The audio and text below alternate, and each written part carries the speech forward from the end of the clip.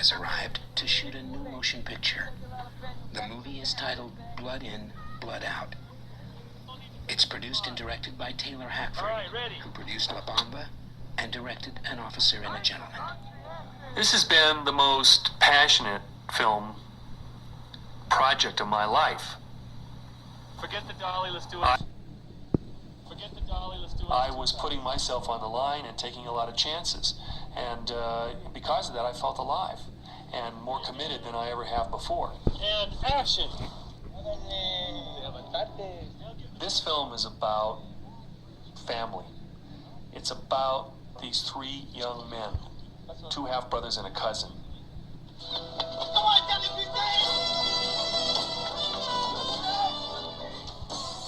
This film explores the pain and the intensity of the Latino life in East Los Angeles. Working class people who are struggling to assimilate into America. It's about young men having a dream. Every film that I make, I try to make something that strikes me to the core. And in this film, I had a huge responsibility. I'm an Anglo making a film about a Latino culture. I needed a collaborator who could really speak to these issues and talk about these characters and know them intimately. Plus, I needed a terrific writer. What I wanted was a true Chicano voice for this project. I called Jimmy Santiago Baca. He said, well, I'm not a screenwriter. I said, yes, but you've got the voice that I'm looking for. You've got the experience. I read your poetry. I happened to be home. I happened to be in a good mood. I talked to him. And I was listening very deeply to what kind of person he was. And it was when I said, yes, I think I can do it. Let's go to work. Mira, al principio, Leo. And I grew up in California.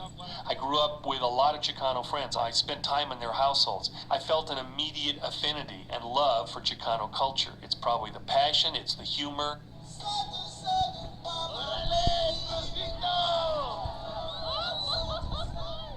East Los Angeles is the biggest barrio in the United States. It's a fantastic community, fascinating and beautiful. It was important to shoot there, and it was important for us to be part of that community. Now he finishes, he walks back in here and says his line. This is a piece that comes with a lot of sincerity and a great deal of commitment on the part of the filmmakers, and at the same time, from Jimmy's pen, he's writing about true events, true situations, real life. Jimmy Baca lived all the experiences in this film. I'm all three of these characters. Life's a risk, carnal. Paco is me. When I was growing up, he's the guy who says, no one messes with me. He's the power broker. He changes because he realizes that whatever it is that he's doing, if it begins to kill the children, it's got to stop. Cruz is the painter. He interprets the mythology of the barrio through his murals and his painting. He's the one that gives meaning to our path in this life. He's the interpreter of dreams. Miklos is the person who always wants to be accepted, who wants to be in. He has a white father and a Mexican mother. Ostracized, he creates his own family, and he finds that he's got to create that family in the worst of places, in prison.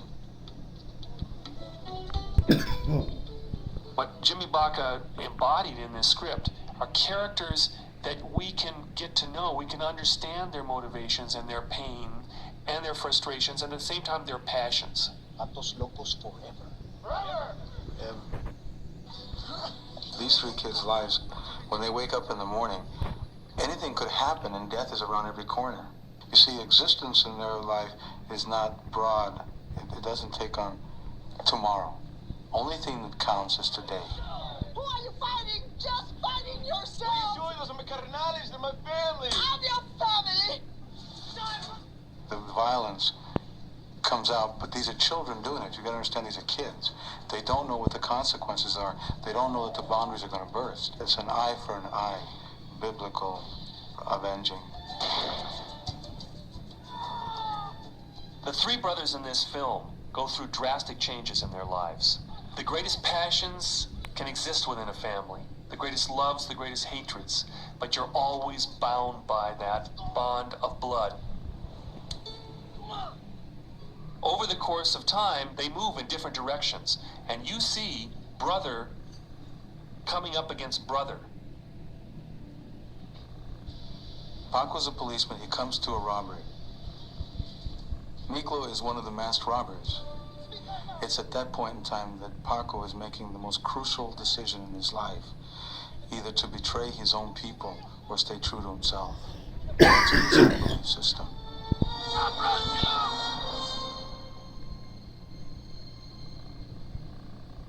I was one of those kids. That's what's so painful. I was the kid on the corner. I'm the guy in prison who went through the gangs. I'm the guy who witnessed the injustices. I was the guy who raged and hated. I was so horrified by what was going on that I repeated over and over and over again that I will tell the world what's happening in here. I will say it in my writing and my poetry. I will tell somebody. Someone's got to know about it. That's why your parole is so important. You've got to prove there's another way. There was a philosophy about this film. You know, it is a fictional film. It isn't a documentary. But I wanted a level of reality that was beyond reproach. It became crucial to me to use a real prison. The important element there is not just the physical architecture, it's the human architecture. The men who are there have a certain look. And I wanted specifically to be in California, and even more specific than that, into San Quentin. The warden of San Quentin is Chicano. His name is Daniel Vasquez. And when I went there and asked permission, he said, "Let me read the script." Gave him the script, and he looked at it, and he came back and said, "Who wrote this? This is real. I don't know where you got this information, but this is real."